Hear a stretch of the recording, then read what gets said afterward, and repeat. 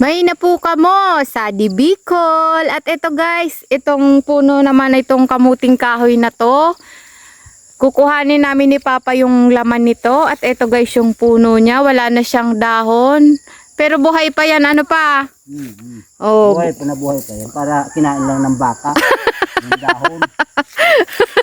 Ay, kinain lang pala. Kala ko naman ay natutuyot na. Yung pala ay kinain lang ng baka yung dahon. Itong kamuting kahoy. At ayan yung malupitang teknik na naman ni Papa sa kamuting kahoy. Tatalian yung perno kasama yung puno ng kamuting kahoy na 1 year old. Kaya naman napakahaba na nitong puno niya. Oh, wala nang dahon dahil sa kinain na daw ng baka. At ayan na guys, titingnan natin kung gaano kadami or kalalaki ang laman nito.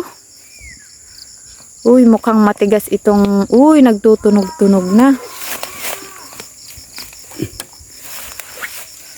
Oh, diba guys?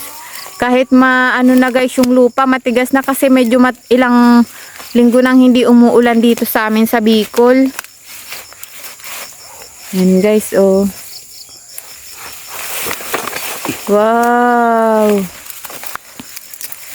Oh, naputol na. Oh, ayan na yung kanyang laman. Puting kamuting kahoy yan guys, oh. Kaya masarap yan kapag nilalaga lang.